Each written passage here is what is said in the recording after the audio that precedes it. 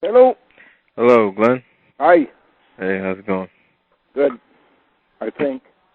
Think? Yeah, you Yeah. never know, right? You never know for sure. Yeah. But I guess that's what life is. Is always like an uncertainty, Yeah. and it's used. That's used as like you said in your video. You said fear of the unknown plays a role. Yeah. Going people. So how's stuff on the farm? 'Cause we were cut off. I didn't get to speak about other things with you. Well, I've been looking at what happened on the farm today, last night, and we know the guy came back and got his truck, but what is not clear is where he went. And I found tracks on the farm of a either an all-terrain vehicle or a lawn tractor that traveled across the fields from a place off of the property. So it appears as if either he was accompanied by somebody else and they went someplace in the neighborhood, and whoever was there drove him back to his truck by coming through the back on a four-wheeled vehicle. So you don't know, or something to that effect. So you don't know when he left? Well, the entire time of the truck being here alone would be between 2 and 3 hours. So that would suggest that he went either to a meeting or to dinner with somebody in the neighborhood, and that they drove him back afterwards. That's the funny why he would, if he was trying to do something in secret, or he's kind of like blowing his cover by doing that.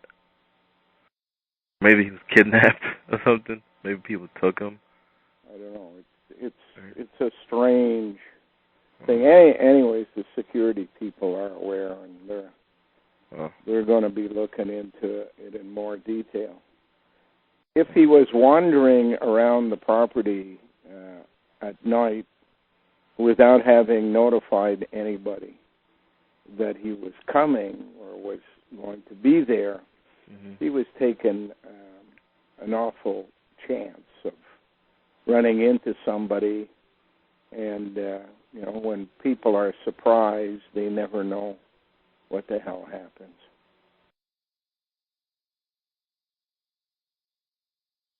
So, it's fall now. When it's around this time on the farm, do you have less work to do? Yeah. You don't have grass to cut. Yeah. You don't have the path to keep clean. You're kind of in between now the fall and snow. Snow, of course, is helpful on the farm because nobody can sneak around. If I leave some tracks, right? Yeah. And I have snowshoes, and I visit every part of the farm almost every day during the wintertime, so I know from one day to the next if anything has changed. But for some reason, which of course we all suspect, there is an interest by groups outside about what is occurring here. Oh, you've known that for a while now, right? With that tombstone and people, when you moved it, people were reacting. By the way, Dana told me that I was in a movie that he saw. Yeah, he told me that too. I didn't get a chance to see it yet.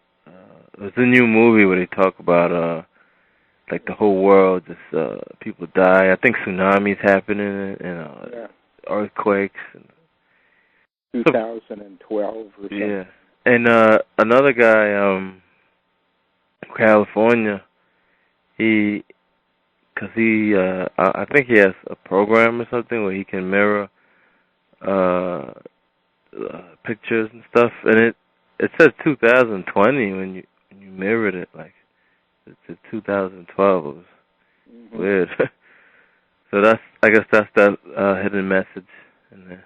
Well, it's the Mayan calendar, and that's linked to Islam. A couple of characters in there that get their name from Maya. So it's, you know, I've heard too phonetically Maya backwards is I am. Yeah. Usually you can count on the fact that they lie. Mm-hmm. So if they're coming out and giving a date certain, you can almost book that down as another lie. Yeah, whenever it's promoted, because whenever like you speak to, I don't know, just your average person about conspiracy, they'll always bring up 2012. Yeah. That's a media promoted conspiracy. And usually when there's a date, their interest is in what they call the penultimate. The one right before the ultimate? The one before. So if they're talking 2012, it's because they want people to prepare for 2012, put things off, and then they come and they do it in 2011. The other aspect is they never have a time certain. They always use a window with 4 years on either side. So there's all these possibilities. You can never really be sure. Yeah. Well, if somebody's going to push a button, how can you be sure? It all depends upon their feeling on that particular moment, that day. If they're within the window, they could be pushing the button any time. And this person pushing the button, man, that's a lot of pressure. And pushing the button doesn't mean it happens the minute you push the button. Say somebody pushed the button to start a particle accelerator, and 20 days later or 30 days later, there's a collision that creates a spark that lights a coal seam that takes 5 years, 3 years, 2 years, 10 months, whatever, to burn sufficiently to cause Earth to collapse. So you got to get rid of the coal to make the ashes before everything can come crashing down and be mixed with water. So just because they push the button on a certain day doesn't mean you're going to see the end product that day. You know what? You just reminded me. I was talking to a guy from Brazil over there. He was saying, because he sent me a link on Oprah Winfrey. She's saying after all these years, she's going to shut down her show. 2011. So, I don't know, maybe she's preparing for something, or... Well, she's only saying she's going to shut down the show because she wants to work on her own business rather than on somebody else's business who are just paying her a salary. She's not basically saying she's quitting. Because how can she work on her own when she's been bred to just do what she's doing to be this mascot for women, I guess. And maybe what she's been bred to do, the people that she works for don't know about it and wouldn't agree, and it would cause some problems. I don't know, because she made it public that she's doing this. But it sounded like, it seemed like, for what my friend was telling me, it seemed like she was like giving a message out that she's like, oh, I feel it's the right time to go. After long prayer, I feel this is the time to go. Like, so he was saying it's probably a code for she was just talking to God or something like that. Well, it's obviously suggests that she's a religious woman, and if anybody wants to have billions of dollars and they're female and black, they might believe that that's what got her there, and so they all pile up in church. Yeah, her church guys do the same thing by joining Freemasonry and being told that part of the task is to show up and sit in the front pews on Sunday, so that everybody in your neighborhood thinks that you know, the money you've made comes from going to church, when in fact it comes from the people who use church as a coded system of explaining the things they do to each other. Yeah, I think it's interesting, like these people who come out of these churches, like ministers and stuff, like Darwin was one of them, Charles Darwin. But I made a post about this guy. It was actually a family. They have the last name Abbott. Oh, yeah. This phone keeps clicking, man. Yeah, Bell Canada. Always begins to click whenever somebody calls and discusses what's going on in the world. But it's not surprising. I mean, our neighbors on all sides are either connected in one way or the other. Yeah. The guy across the street, engineers on a triangular lot with address 911. Ma Bell antenna on the roof. So. That must be interesting, just to hop into your the world in your neighborhood and just what comes to Glen's neighborhood. Yeah. And you know what? It's probably my neighborhood too. I just not as aware. You know. The security people call them Noah's neighbors. Yeah. I mean, whatever happens in the neighborhood, they pretend they don't know. They can't see, can't say, see no evil, hear no evil. That's the motto of the lodge, too. Yeah. But, these guys, they had a last name Abbott. And you know Abbott's linked to, like, monks in a monastery. Yeah, it's the boss in a monastery. And these guys were all, like, in ministry, congregational ministry. And one of them wrote a book called, they said that it was like really, it's like a known, widely read. Where did you go to? Did I say something wrong?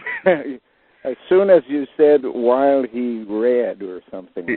Yeah, as soon as I said he wrote some books, and I was gonna, I was about to say what the books were. I just hated the dial tone. Yeah, that's weird. That's our neighbors. You can thank Ma Bell for that. Yeah, I was just doing a post on Ma Bell. There's they said actually the word Bell is like a derivative of Baal. And Ma Ball. Yeah, Bell. They have another word called Belenus, and it's backwards, you could just, it's Sundobel. Oh. Yeah. Their Protestant wing is called Tellus. Mm. So you know what they do for a living. They listen while you tell them. Mm-hmm. Yeah. And tell us, just let us listen. Yeah. Let us tell us. There's a movie out there. It's with the actor Cuba Gooding Jr. And it's all about how he's a military man, and it's in a not so distant future setting where he has because he's an ex-military man. He has an accident, and he has no insurance. But they do this procedure on him by inserting some type of a chip in the back of his neck, and the chip is shaped like a spider. They put it in the back of his neck, and he just sees all ads all the time, people trying to sell him stuff, and it's like some type of control mechanism. But like, there's this small group of people who try to help him. Two of them, they call him Punk Red and Punk Blue. It's this girl and guy, and then there's this other guy who's like paraplegic, can't move his body or anything, and he's like the master brain. He can hack into any computer, so he hacks into this guy's chip to try to help him. And then the leader of the gang is called Hal. So like, they're all like, they try to allegorize it. I see how they do it, but well, it's you know, Hollywood's job to basically make movies that mirror life, but at the same time ridicule it. Yeah. So that anybody who says, I know of such and such a thing, you saw that in a movie. Yeah. I know when I had the site running, you had all those guys coming. It was regularly visited by Hollywood scriptwriters. Yeah. Yeah, and but throughout the whole movie, he just sees words like, yeah, we're here to help you, and they like just project like words. He's just reading them. So this is the new slave kind of thing. Like, it's gonna just the media in the head. That's what the whole movie was really about. And it was a corporation. They called them Hope Industries. And then the word hope, you have OE beginning, and PH. I guess that 8 plus 8, 16. Edgar Allan Poe. Yeah, you know what? I started reading his stuff. His stuff was like, I read one of his stories because I bought like a old, it's like a special edition, Raven edition, they call it, Edgar Allan Poe, and one story is called The Adventures of Hans Pfaall, something like that, and it's all about this guy going in a balloon and just trying to get to the moon in the balloon. And what he does, like, you can see the allegories, but he does it differently. Like, it's more, it's not this language you use it is not as symbolic as like, say you read the Bible or something. It seems more real. Well, it was designed to help train Masons, people who were already in secret societies, need to know certain truths without it appearing as if it's being given to them as truths. They're just basically told, well, why don't you go and read Edgar Allan Poe? Yeah. Since number 2 is number 1, first of all, A and E is what they're talking about, not EA. So A is the plan, E. On a lot of graves of Masons around the world, you'll see kind of a folded hand with the number 1 pointing up, And say beside it or underneath it, A&E 37 years, A&E 9 years. So basically means we're on the plan for making the perfect slave for this many years. Yeah. So I'm reading all this guy's. It's gonna take me a while, but I'm gonna read through all of it because there's definitely like type of like, cause when you read about his life, I read about his like a little short summary of his life. This guy was definitely affiliated, but because he went to West Point Academy. Yeah. And that's like a good. I remember you making a post about that. Yeah. Years ago. All of the academies are basically divisions of the media. Mm. My father. MEDI. Academy. Yeah. Yeah.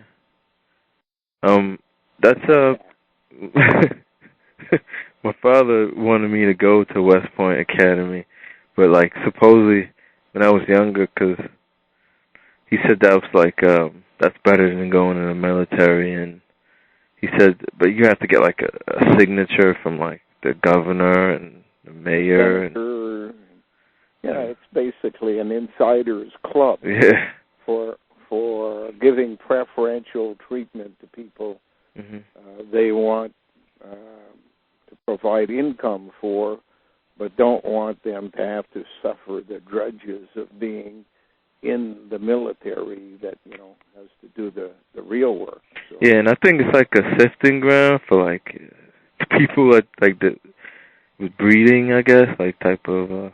If they've been born and are tracked from coprolite, that would be sufficient reason to give them entry.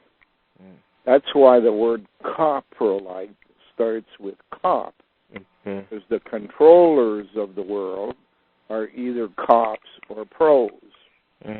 Military is just another version of being a cop. So those military, like a lot of those famous, like really well-known generals in the past, like Grant. Well, Grant is an ant. Yeah. These and ants are well known in the city. Yeah. And they get what kind of training do they get as opposed to like a robot who goes to Iraq to die? It's probably for those positions of management within the military that tell other people what to do. Because then they have a show, Stargate, where they it's a military theme, the whole thing, where they go around the galaxy through these rings. If you go back in history, by a strange coincidence, to the time of Akhenaten in the 18th dynasty, which puts you at a period in time approximately 1500 BC. And they were building a new capital city for their new religion, Aten, instead of Amen. They included in that construction an area for the nobles, the prime minister of the day, the seer of the day, the minister of external affairs, the head of the military. And by a strange coincidence, the head of the military was called Patton. Patton. Patten. Like Patton, like you patent something? Like General Patton. Like you patent a product? Yeah. Not patent. Oh. Patent. Oh, patent. Basically is tap backwards, open the tap, pat, or a pet. It can be an e, so it can be a pet. And then 10 is, you're the tops. You're You're the beginning of the new generation of new slaves. So it's a strange coincidence that their top general was called Patton. The U.S. during the Korean War had a general called Patton. And the gravestone I found in the back here, the guy who died was called James Patton. Supposedly died in 1865. I've always suspected that this property was probably used as a military outpost. At the time they were building the Rideau Canal, which was in fact a military project, because the battle that was going on between Canada, run by our masters in England at the time, and the Americans were had just apparently fought a war of independence. I thought Canada was more control over or was related to more of France. Well, at the beginning it was France, because they basically arrived here in 1534. But it was in the wars between France and England that the Anglophone division moved into Canada and took away a lot of the control mechanisms that were in the hands of the French, and left them with a fairly narrow, as a matter of fact, one province and another one, Nova Scotia, that had a large population of French. They called them Acadians, after the place in the Middle East where they had come from originally. And they created a situation much like the story of Israel, a diaspora, where the Acadians were shipped out of Nova Scotia, mostly on boats, and ended up settling outside the Gulf of Mexico in the places like Louisiana and Mississippi, where you have a lot of French Cajuns, they call them. And the significance of France and all this, because I always hear you mention it, Gulf Freemasonry, the Grand Orient. France and Germany, were one country called Frankland. And they divided it into two parts.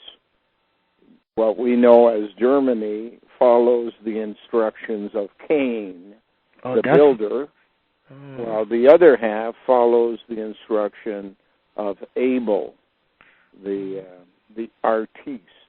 And there's a link between the French language and the English language. Like, they actually can understand. Well, the English language was basically taken from the French, as the French was taken from the Latin, and the Latin taken from Aramaic. And if you follow it all the way through, Akkadian, and you can go all the way to India. One of the first places in India was called Canadian, spelled with a K. So language is just an evolutionary thing. English is 65% French.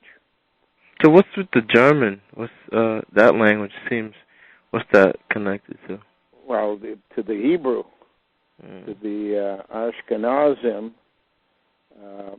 And they were basically, there were two divisions of people in Israel, and the ones that are the pawns were shipped out, and they had to settle any place they could find a place to settle in.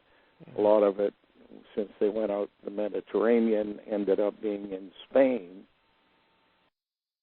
But others were basically populating Central Europe.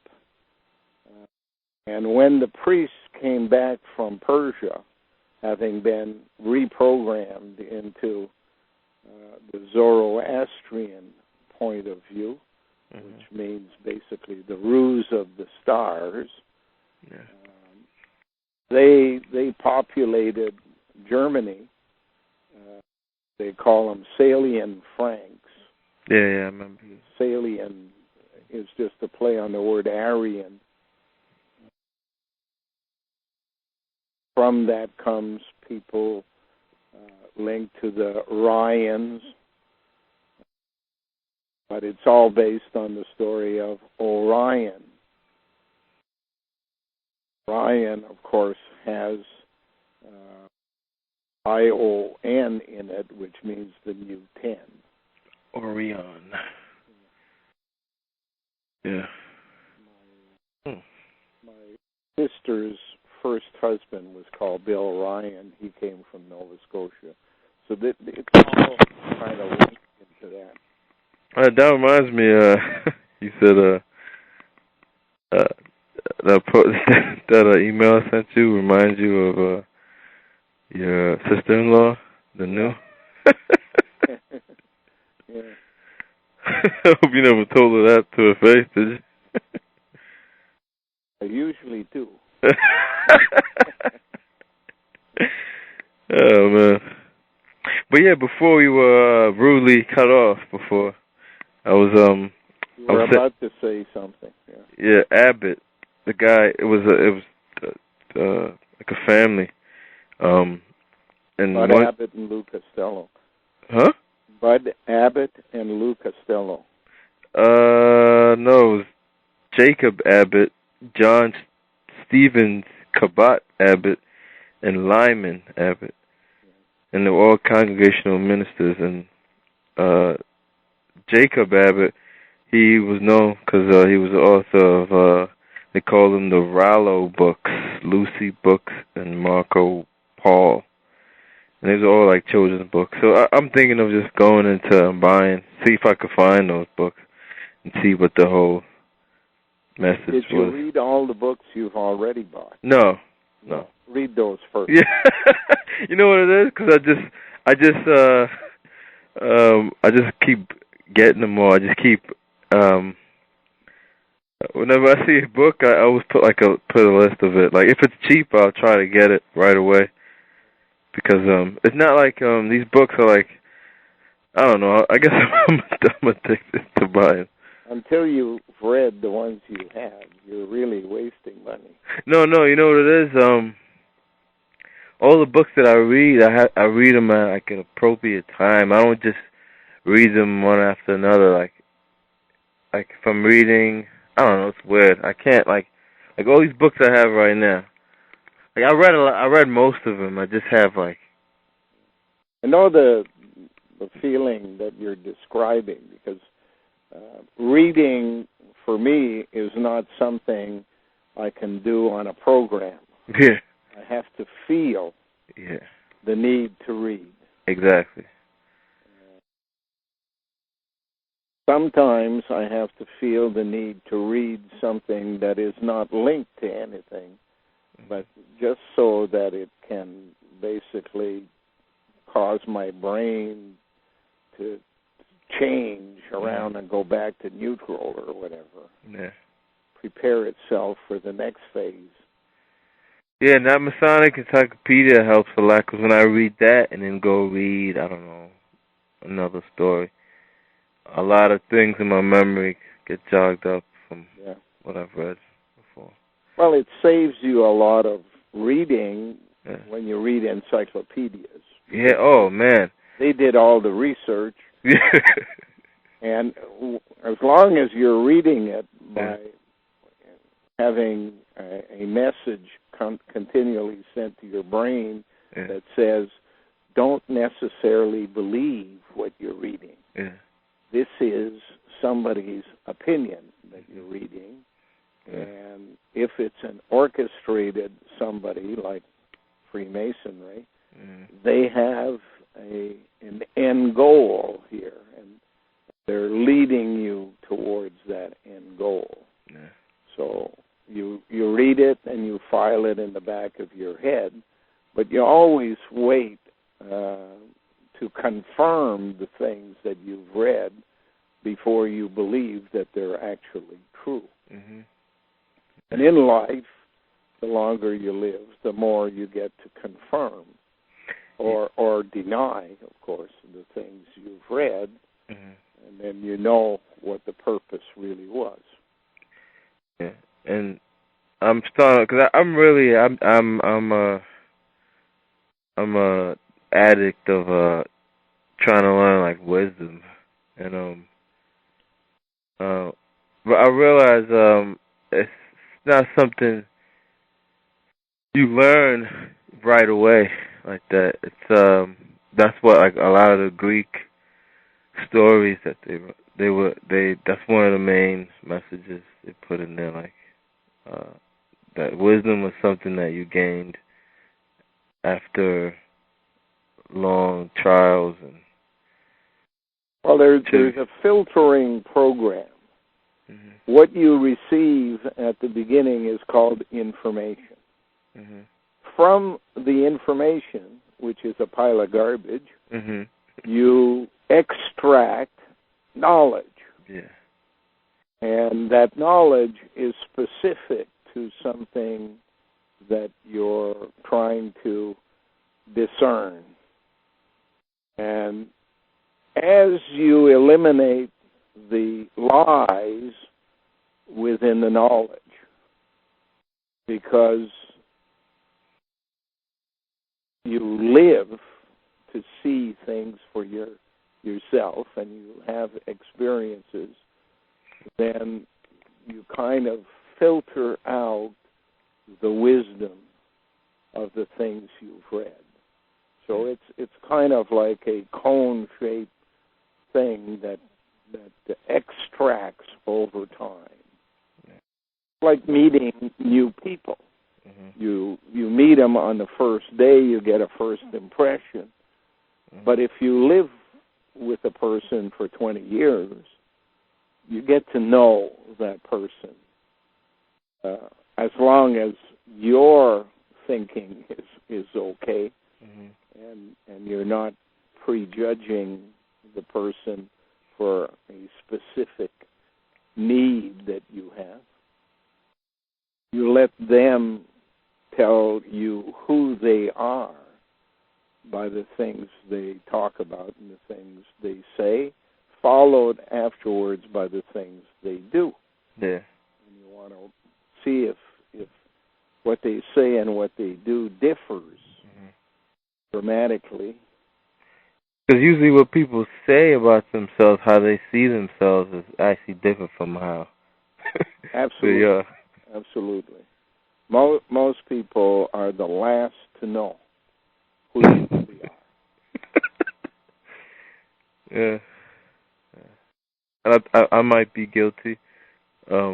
Everybody is guilty to some extent. Yeah. So I'm trying to find out who I am. Yeah, well, it takes a while. That's why they say life begins at 40. Because until you're 40, you haven't really had all the experiences yet. Yeah. That's why I want to go around the world. I want to go to other countries and just deal and talk to people who see life in a whole different view. Well, that's what I did, except I waited for the world to come to me. If you live in Canada, you live in a country of immigrants. Yeah. So by spending 10 years traveling back and forth across the country, speaking to people and listening to people, it's like having traveled all over the world. Except you don't have to deal with the poverty that exists in most places. that the people who made it here were not usually the poorest within their own country. What do you think the expenses would be for me to just, I don't know, take a week off and just go to another state or something? Just what do I think would be the expense? Mm-hmm. Yeah, it depends on what you bring. Mm-hmm. I think I told you the story about me leaving Ottawa one day in a car I had purchased for $2. Oh yeah. You know? But that's your life. That's your because everybody, I guess, is different. Right? Well, yeah, it. See, my luggage is in my head, and if people wanted to know what I knew, they would organize a meeting, and I would have a talk that lasted 4 hours with a break in the middle, and then they'd pass the hat. So although there was no charge to come in, depending on how many people were there and what they contributed, I could make it to the next place and the next place. And I was able to travel, 2,500 miles from Ottawa to Vancouver. Your newspaper helped, too, to get you known, right? Yeah. Well, the newspaper was not a product at the beginning. It was a product of having been on the road and needing to write things down and to do it in the form of a newspaper rather than in the form of a diary. So yeah, when I'm researching, I see things that you get the hints, there's something more to this. But at times I want to call you, but I just hear you in my head saying, "You can do it yourself. You don't need me." So I just keep it in my mind, and I know I'll find a revealing or. The stuff you do yourself is much more valuable than stuff that you are told. Yeah, that's because true. Even being told, that doesn't guarantee that it's true. Yeah. You're the one who knows whether it's true or not by doing it yourself. Exactly, and that's the whole story. And I was, because I watched the movie, I listened to audio, and I'm about to read the book of the Odyssey, and that's such a true story. How he goes through the whole, rough seas of life, and only he was worthy of Penelope, because he went through all of that. He did all the things himself. And the end result of the journey. Yeah. The journey itself is much more important. Yeah, that's what life is all about. The journey. That's the soul. But yeah, and that story too is interesting too. It's also telling you the story of humanity, the X, the Y leaving the X, coming back to hermaphrodite. Yeah, well, that's when you go on a stage, people will say break a leg. I always wondered why. and they're basically saying, go out and start a new world. Yeah. Oh, wow. Yeah. That's interesting. I was looking today into the color blue, and in masonry they say it's blue because it's the open sky, it's the color of the heavens, it's the color of most of the planet. But I know it's linked to blue bloods, and I wonder, why do they call that when somebody's, depressed or they say you're feeling blue? Is that linked to Neanderthals? How they all, they hate themselves and... Well, being somebody of African descent, you must know the feeling you get from listening to music called blues. Yeah. Life is not about being happy. Oh, yeah. Life is the long periods between the very small, short instances of happiness. Yeah. Life is not usually full of joy, so you have to have something in between, and the blues basically helps you to cope with that. And blue has that word "loo" in it, right? Loo. The loo is when in English. The loo means the number 100. Oh, really? 1 and then lowercase l look like the same thing, and you put 2 zeros beside it, and what it's saying to you is life is a toilet.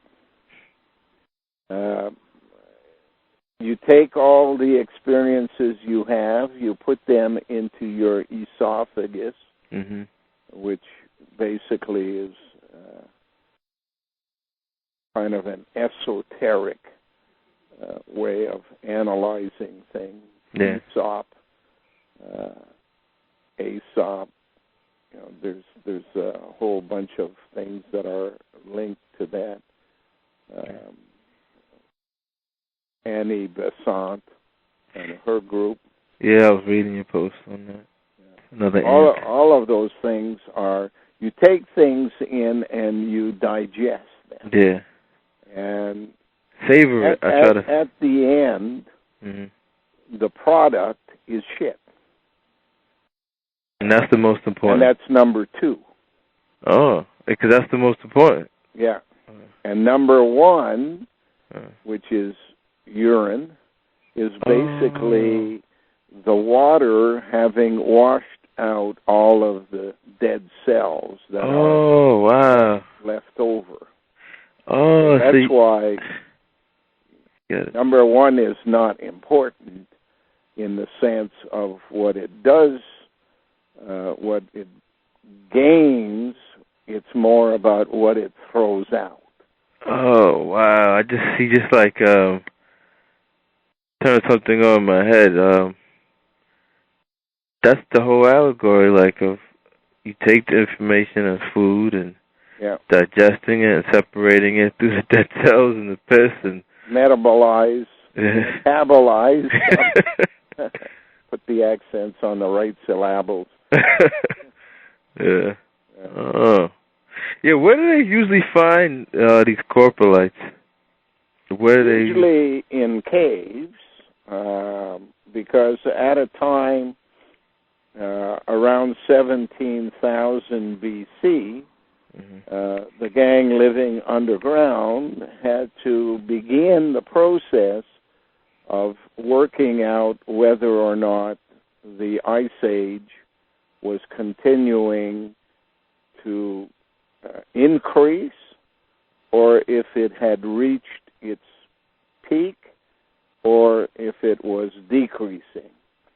So they sent Cro-Magnon from the low ground to different places in the world, and of course it was cold, so they in fact got blamed for leaking out secret information.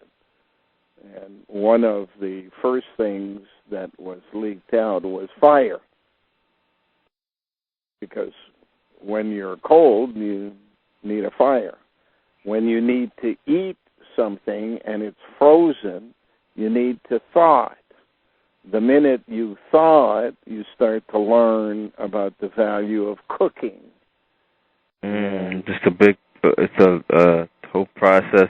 Yeah, of learning how to deal with the events. If it's cold, you don't just eat the meat and throw the rest away. You keep the skin and make clothes. And that's the allegory. I actually made a video with you and this thing on Prometheus, because Prometheus was punished for giving fire to mortal men. Yeah. So all of these this period, because the Ice Age peaked in 16,000 B.C. It had started in 24,000 B.C., went 8,000 years getting colder, and then went 8,000 years getting warmer. So at 16,000 was the peak. At 17,000, 1,000 years before the peak, they began to investigate. When they were investigating, they were living in caves. When they lived in caves, they painted on the walls. When they lived in caves, they ate animals and had to defecate in the cave. So when it became time to investigate the possibility that coprolite could in fact be reanimated, the first task was to find it. The second task was to separate the excrement from the bones and carcasses of all the other animals so you didn't get the DNA confused. And then it was to extract from coprolite, which basically the excrement might by then be fossilized because of the chemistry of a cave. And only when you had the clean DNA could you begin the process of reanimating it. And you find out when you live on a farm that living things are made up of things that are substantial and visible, and then there is another component which is invisible based upon energy that you know is there when the animal dies. This is the force that they talk about? Yeah, I've seen it on the farm probably a dozen times now, where, say, a cat got hit by a car on the road, but made it inside the farm gates and went someplace to die, and laid down and died in the grass. I saw it with Jody when Jody the donkey died in the grass. Even though you've picked up the body and you move it someplace else and bury it, the place where it died over the next month begins to change. And if it's in the grass, a whole patch of grass underneath where the animal died changes color and grows much faster than the grass around it. So that energy that was the animation of that animal basically seems to leave the body instantly. Not all of it, because from what I've seen, about 90% leaves instantly, and another smaller percent, maybe 8 or 9%, starts to affect the place where the corpse was moved to and buried much later, maybe 3 or 4 months later. You see a little bit of the same kind of change in the grass that you had seen almost instantly in the weeks that followed the death of an animal. But I suggest that there still is a fraction of that energy contained within the DNA. And it's a matter of sparking it back to life. It's like jump-starting a battery that's almost dead. Oh, like Frankenstein? Yeah. Yeah. And I think it's less complicated than geneticists want us to believe. I think they've done it much earlier than they suggest. They pretend they're still working on it. I think they have all the answers, but they're not allowed to make them public. Because certainly you could not have human beings as individuals, two genders, unless somebody knew something about genetic engineering and assisted in that change in the animals thousands of years ago. Yeah, with these animals that existed thousands of years ago, like animals that were extinct, like these animals, like I was showing you, the new, and I feel like these were like some type of test animals, or they were just experimenting. Well, Australia, to the Aboriginal people living there, they call them Aborigines. Yeah, the kangaroo is like a definitely like some type of test to see how this new slave working towards a marsupial has always been the plan. When people decided they wanted to make a male carry babies to term, they worked on a principle of marsupial. Still there? Yeah, I'm here. I'm just on my phone.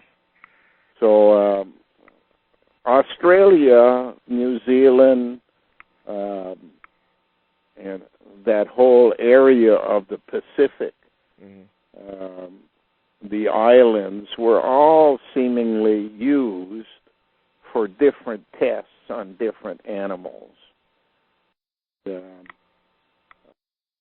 When they decided to go the way they did, then you see the path of bringing Cro-Magnon in its modern version called Roma over to Sri Lanka.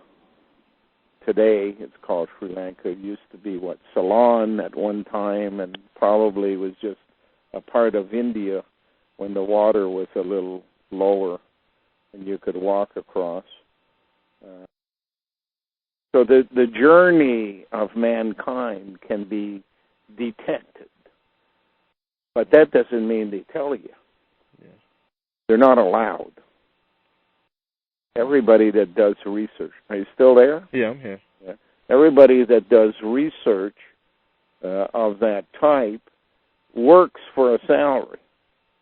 And that salary is paid by the controllers, whether they be government or universities or media.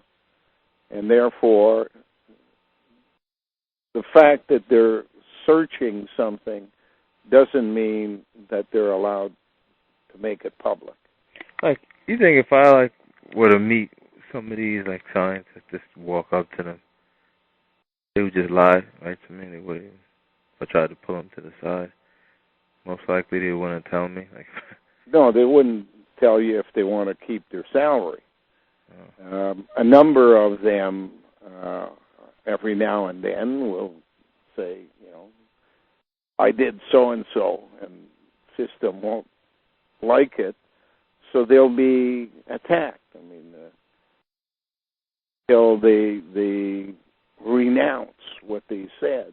Yeah, because it's people when you look into that, Rockefeller and stuff, they fund research and medical. The control over the United States is not Washington.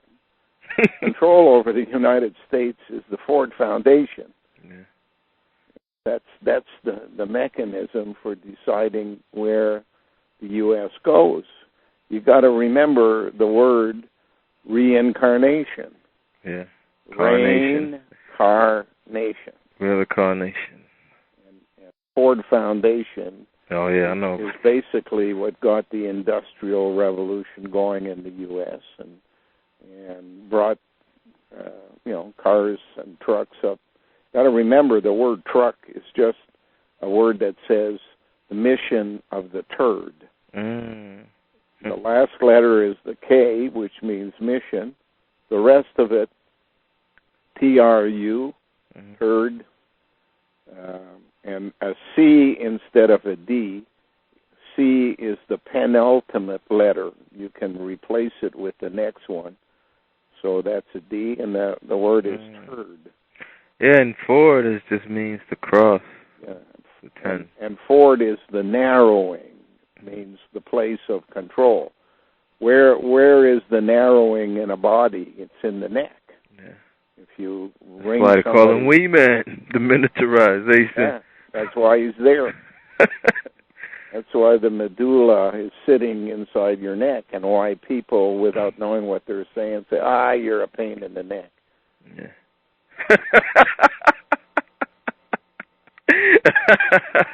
They know, but they don't know. Yeah. That was when I was watching Stargate, like, they called these little parasite things, like they would go in people's necks and control them. And that's the concept of the bonsai tree in Japan. You miniaturize something, and then you make use of it. So why do vampires always bite in the neck? Yeah. Why is that? Always put control mechanisms in the neck because your ancient history is in your spine, and your modern history is in your head. So you've got to keep the two of them apart. The place to go is the neck. So the media is in the neck. Yeah. Media does the same thing. Meads. So yeah, I was reading a little bit on like evolution, and from the encyclopedia it told me that that evolution and Darwin's evolution were two different things. From what the encyclopedia said, it said that Darwin actually used part of evolution, and evolution they say was evolution of the universe. They weren't just talking about a beginning of a species. Well, evolution is two things. Mm-hmm. It is a slow, evolving process, punctuated by cataclysmic change. So, for a million years, you may see absolutely nothing visibly. It may be so tiny that you can't see it.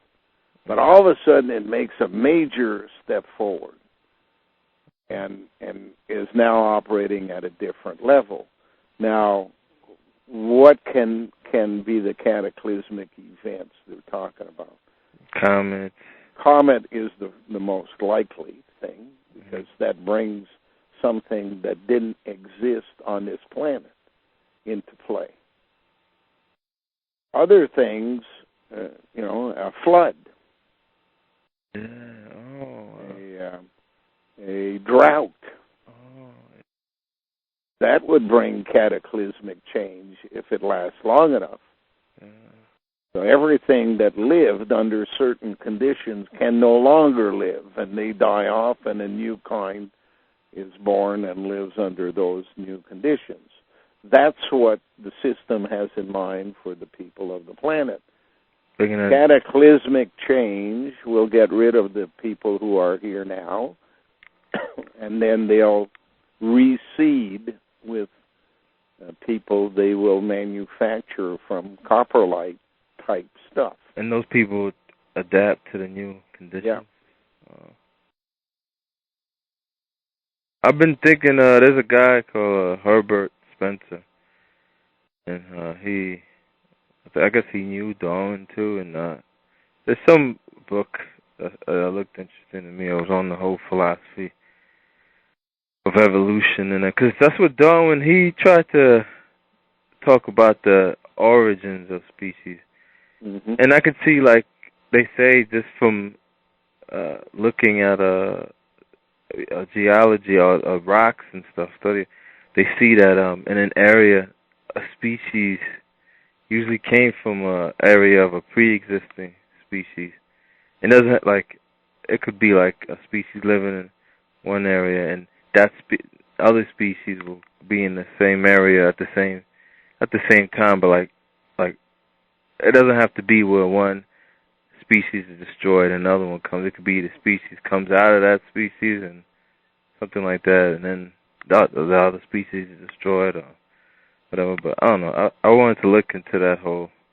If you know how the system functions, and we know that English is derived from French, and you want to search out things, you don't bother typing in the word cat, because that won't give you what you're looking for as background information. Find out what you call a cat in French, which is chat, and you have two phonetics there. One is dealing with the cat, the other one is dealing with the Shah of the Iran, which is spelt differently, but phonetically it's the same word. And then you have a chance of discovering what you're looking for. The origin of the word tells you a lot about the evolution of mankind on the planet. And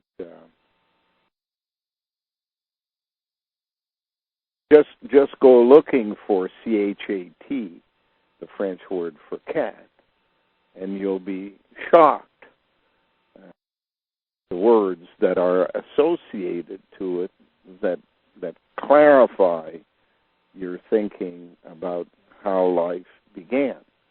In the same way, the word dinosaur suggests that what you're being told is a lie, the public story of the dinosaur, because it's made up of two words, dino, which is the word dean, and saur, which is the word ruse. So the ruse done by the Neanderthalers is the ruse that you get when you see films like Jurassic Park and stuff like that. But in fact, the original dinosaur was a small animal. Small animal in the context of a cat. And a cat could communicate through sensory means, and the telephone company in the west of Canada calls itself TELUS, but the cable company call themselves Shaw TV, SHAW. So although it's written differently, the pronunciation is exactly the same thing as cat. So what they're telling you is that the sophisticated system of communications in the old days was through the cat, Shaw. I spend most of my time doing that, taking a word that seems important today, like, say, theosophy, and breaking it down into its component parts and saying, what are they saying here? Well, theosophy, Esoph, the beginning, Esoph, esophagus. Oh, yeah, there's a lot of components. When you can fag, us. And I look at them, but I'm not as well practiced, I guess. And I mean, I see things out of words that I get. Like, I was reading, listening the story of Oedipus Rex, and you said it was the whole incest thing. Yeah. But in that word, the OE tells you a lot. Just those two letters. Every word with OE is telling you it's a beginning. And AE is the end, right? Yeah. So what happens in the American English, esophagus starts with an E, but in real English, it's OE.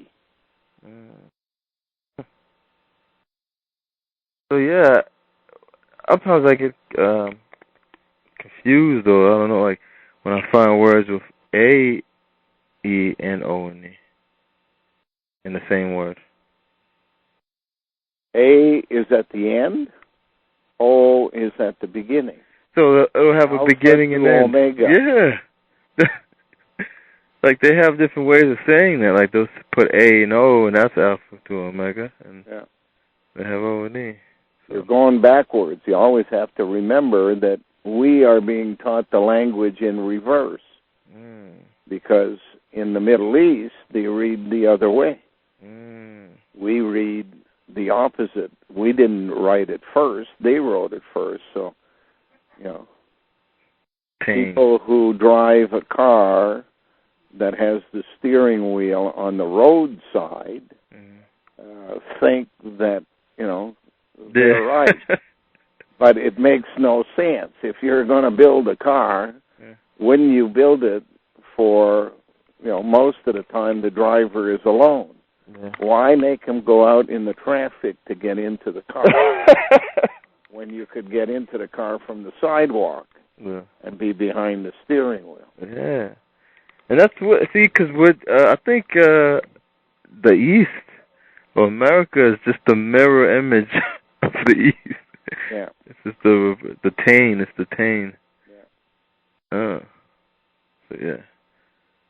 And if you put the steering wheel on the proper side, you really confuse people by telling them to drive on the other side of the road. So even though they have the steering wheel on the right side, they're still in the wrong. So there's no place in the world that has it, I guess, the proper way, like people... No, because that one creates stress. They got to create stress at every angle. They have to. Wow. The stress that keeps you off balance and gives them control. Wow. So who in the system has the least amount of stress? Me.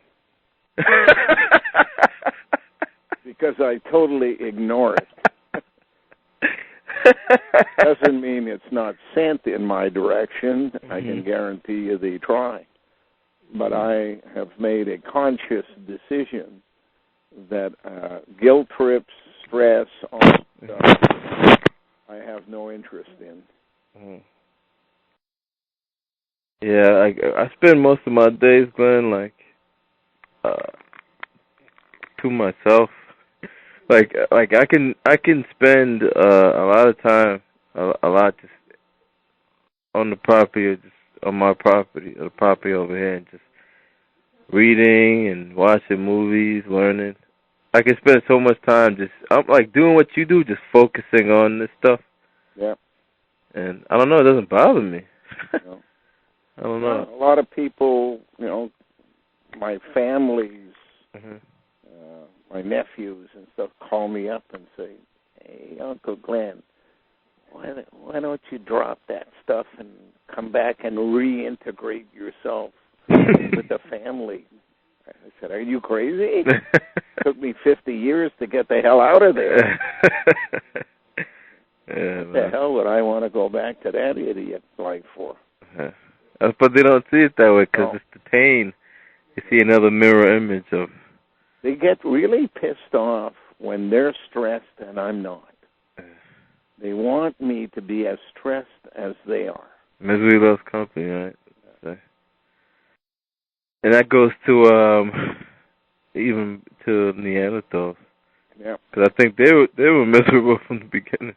Yeah. So they're making us miserable. Oh, man. Everybody basically builds a lifestyle that is doomed from the beginning. Yeah. Because they're basically going to school to learn how to become a robot. Now, is that going to be helpful to them? No. They think it is, but... Because the system tells them. But. And then the system tells them they got to get married. And have kids. If you look around and you see monogamy anywhere, you know that it has a lifespan, a shelf life, until you know the other person totally, and then, it becomes boring. Yeah. So they're taught to be monogamous because that's going to be as much stress as they have to deal with. Yeah. And I see, like, I know people, I see, like, because I consider myself, like, free in the sense that I know all that stuff is just all nonsense, so I just don't pay any mind. But I know people, like, I know one guy, he was going to have his girlfriend come live with him and all this stuff. And I was just shaking my head. I was like, watch, you're just going to have so much stress. And he's like, I don't want to hear it, whatever. And then months later, his girlfriend left. He has all this money he owes, and he just brings, like, I see him bring on the stress to himself, and he doesn't even realize it. Instant gratification. Yeah, that's how he thinks. Like, that's the whole Western culture, instant gratification. And I look at it like, wow, man. I do think more long term a lot of things, but even women are turned to weapons of instant gratification. Absolutely. Because they've been battered by the system for thousands of years, and what they were was basically long-term planners and thinkers on behalf of the community. Yeah. And now what they have become through this battering system that they've gone through is sovereignty and security. Yeah, just spies. Give them control of a castle, whether the castle's in a one-bedroom apartment or whatever, and give them security. And the best way to have security is to have children that will take care of you when you can't take care of yourself. Yeah. So that is totally different to what creation intended. They intended women to be above the fray. They intended women to be the judges, the decision makers, long-term planners of a community. And instead what you have is men doing it who are all short-term task-oriented individuals. Yeah. And today people make the mistake of believing that because what they see is a female, that's a woman. Yeah. But if the female is doing the work of a male, it's because it's not a woman. Yeah, and that's James Brown. He said it. This is a man's world. He wasn't lying. And so when I see that, like, like, yesterday I was looking at a musician, his name is Kanye West, and I was looking at his girlfriend. And they're saying that, supposedly his girlfriend's, she's a lesbian or whatever, but she likes men. I don't understand that, but and she has, like, no, she's, like, bald, like, no, like, so here I was just like, wow, they're holding hands, and I'm looking at it. She's like, I don't know, a porn star, a stripper or something, I don't know, but, I was looking at her like, wow, this is just another boy he has. And so, you gotta remember, the first thing they manufactured, they called the oldest profession. So the first thing they did to women is convert them into prostitutes. Short-term thinking says, I'll get money or I'll get drugs or whatever from becoming a prostitute. So that's what the system has been working on with women all along. And marriage is just prostitution on a long-term contract. Yeah. what do I get in the way of day-to-day life if I marry this man compared to what I get if I marry that man?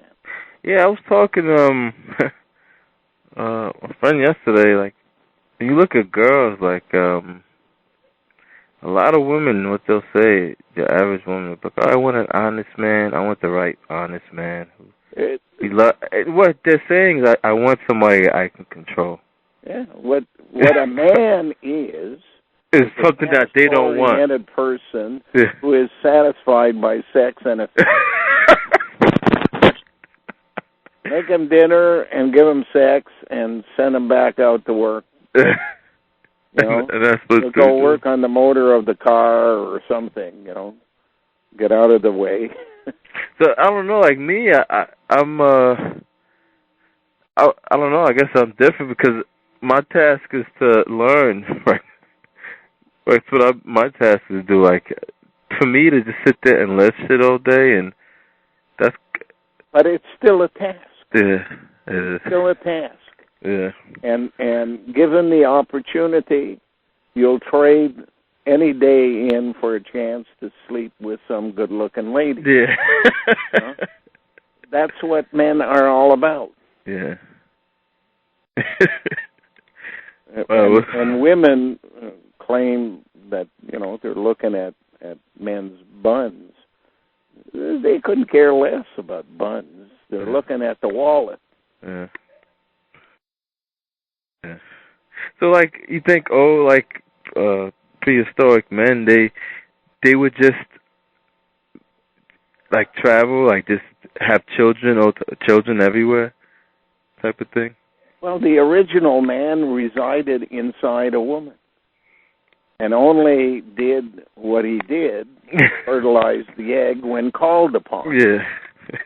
So, being liberated from being inside the woman and given an opportunity to fertilize more women than just the one that he resided in was like tasks.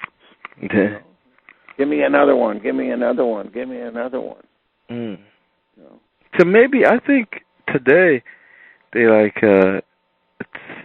it's like hyper, the way, because men, you'll see old men still obsessed with sex, and I'm thinking, doesn't the sex drive, doesn't it go down after a certain age? Well, it not necessarily goes down, but the physiology behind sex, you know, the parts that function the way they did and should, don't usually last as long as the rest of the body, like, you know, the heart or the lungs or whatever. So it's not a matter of completely having your own choice. Yeah. You arrive at a point where your body changes and you can't do things. Then what do you think Viagra and Cialis or... Yeah, I'm thinking when they introduced these things to the public, they really, like, screwed things up. Well, what they're saying is we can give you the medical response mechanism for what your body has decided to shut down first. And that's basically the erectile part. I mean, having an erection doesn't make sex better. You know, a 4-hour erection doesn't sound to me like fun. It's that split, it's that fraction of a second, like the hadron, like that's the part that I mean, it's the most. If it worked properly, you know, come when you need it and leave when you don't, that would be much more important. But see, again, you have a response where it's like overactive, and that's not fun. So what they did through all these thousands of years is that they first changed the woman to like a prostitute, but then they perfected that and made her more subtle. There are some prostitutes who are direct. They stand on the sidewalk, say, "Hey, give me $20." Today it's not $20 anymore, but I'm old, so I remember. Yeah. Hey, others are like, Hillary Clinton.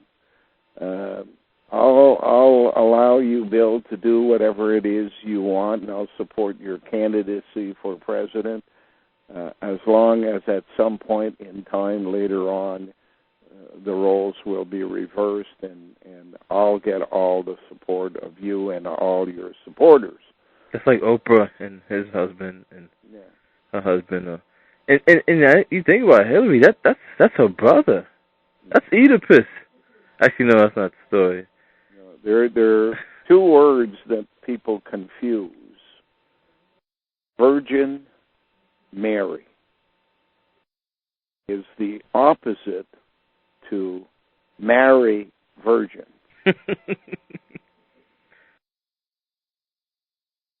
You can have a what appears to be a marriage and have a woman living with you, providing sex without penetration and being genetically altered by genetic engineering and artificial insemination and have babies. And people will look at the couple and say, these people would have relationships the way we do. That's not necessarily the truth, especially in upper societies, and along with royal families come a responsibility to the genetic engineer. So looking at Queen Elizabeth, you can't say she has two sons that were the product of a relationship between her and Prince Philip. She may have two, she may have one, and she may have none. And that approach is common throughout all societies around the world. So the average person doesn't realize that just because maybe his mother and father got married and had sex and had a baby, that's the general way things happen. He may be the exception. In a family of 4, maybe there are 2, maybe there are none, maybe there are 3 who are born in places other than in a laboratory. My 2 sisters were born supposedly in a hospital, but the hospital made no sense. My parents were both Catholic, and yet both my sisters were born in the Salvation Army Hospital. Salvation Army Hospital, in the context of where they lived, was far away. And the Catholic hospital was just down the street. So, were they really born to my parents in the way people think they were born? Why is it that my mother said to me, when I asked her the circumstances of my birth, she said, well, I was in the kitchen doing the laundry, and I heard crying in the bedroom, and I went, and there you were. Was she telling me a lie then? Because it sounds like a lie. Or was she telling me the truth? Was I delivered, not by a stork, but by a genetic engineer out of a lab? And if everybody stopped and thought about that in their own context, they may come to a different conclusion about, family and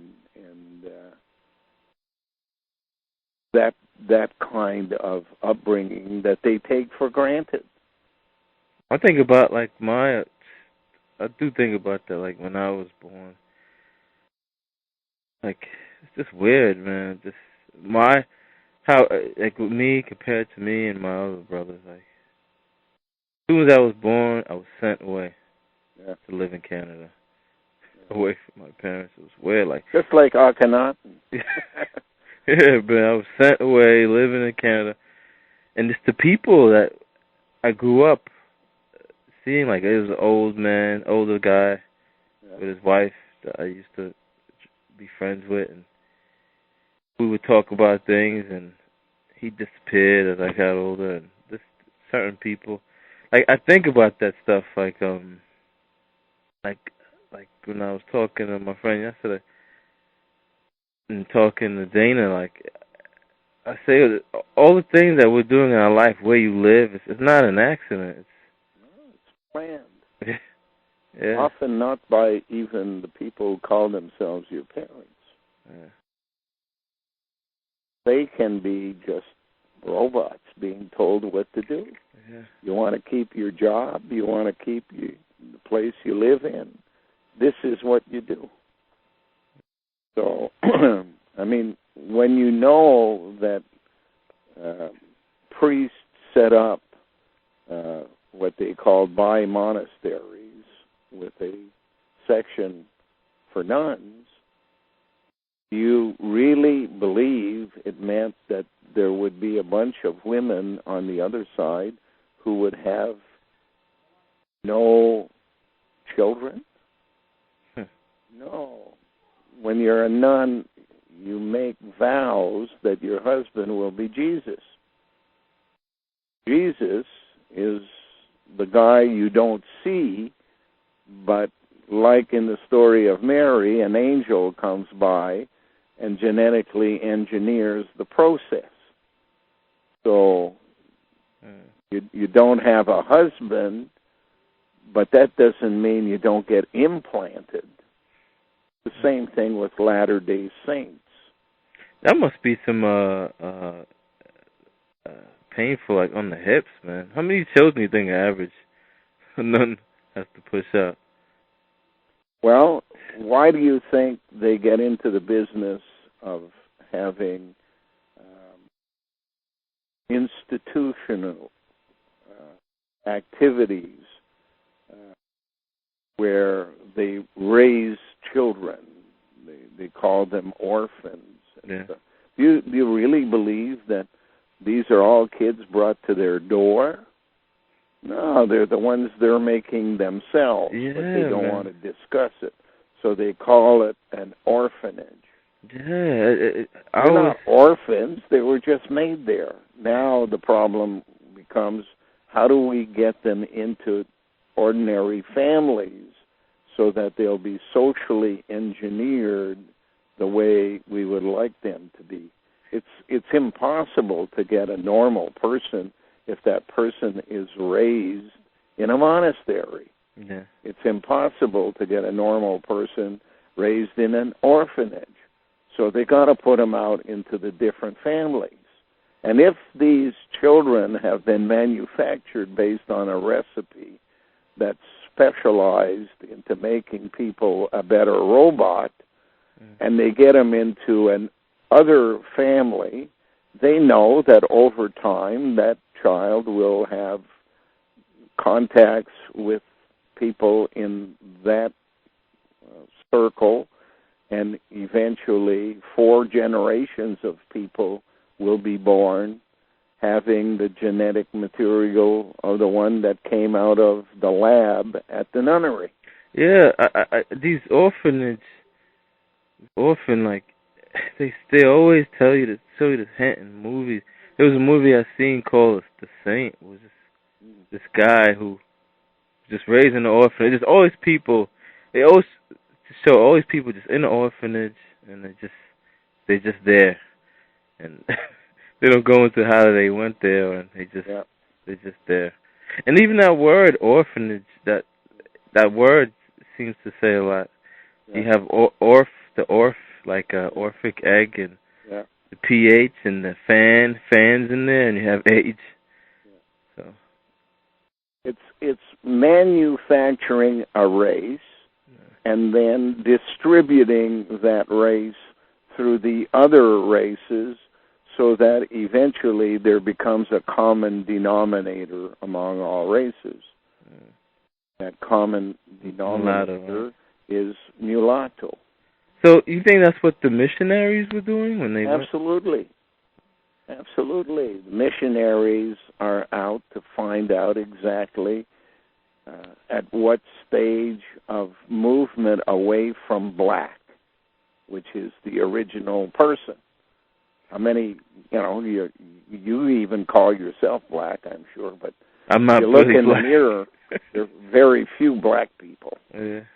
So if you started off with everybody was black, how come everybody's not black anymore? Well, it's because there's been an intermixing and a delusion of all of these. That's what Edgar Allan Poe when he said "Nevermore le noir." Yeah. They're moving Nevermore away. the black, le noir. Yeah. They never. Wow. So, hey, in any event, it's time to go to bed, I think. Yeah, it is. I think I've talked long enough for tonight. Yeah. Thanks for the talk, though. Okay. All right, Glenn. Take it easy. Good night.